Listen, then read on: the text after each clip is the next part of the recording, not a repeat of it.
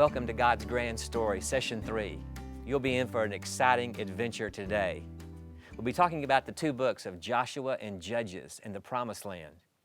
After wandering in the wilderness for 40 years, Israel now is about to claim their inheritance called the Promised Land.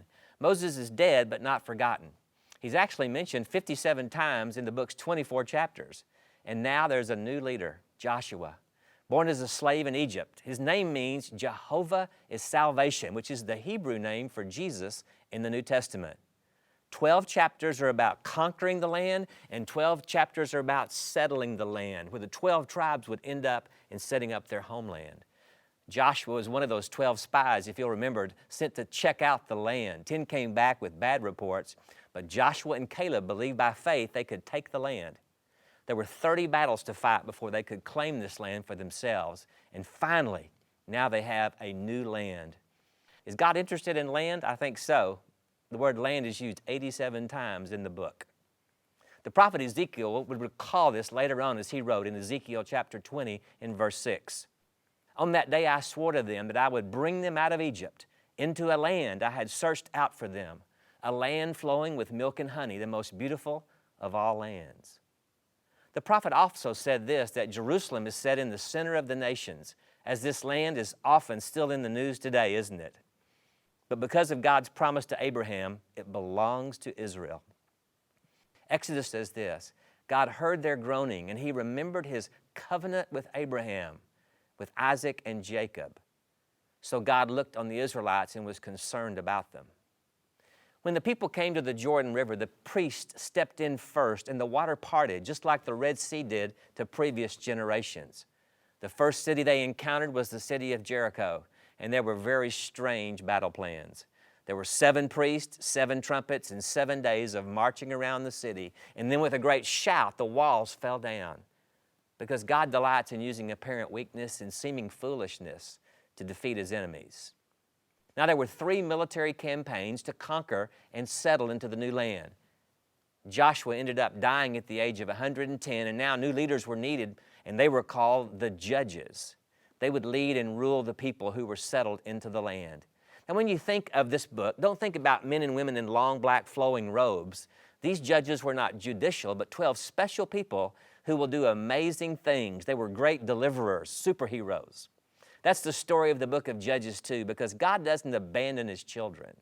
It was a very dark period in their history, but the good news is this, he doesn't leave his people behind when they fail. God always acts to renew his people as the same cycle seems to repeat itself over and over and over in the book.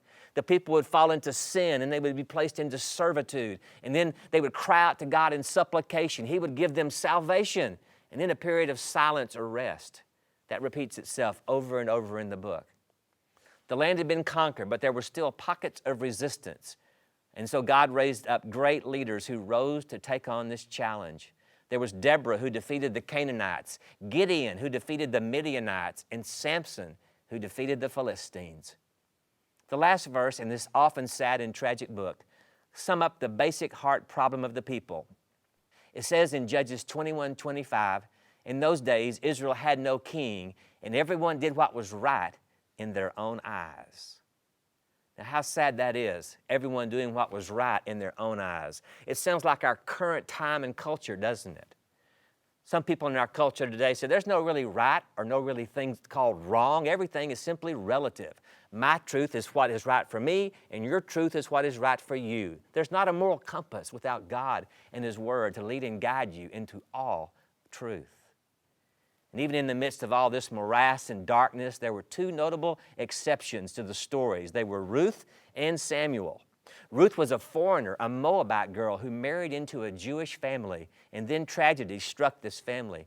Her husband died, and her brother-in-law and father-in-law as well. 3 widows all alone with no place to turn. So Ruth decides to travel back to Israel with her mother-in-law Naomi to try and find a way to simply survive.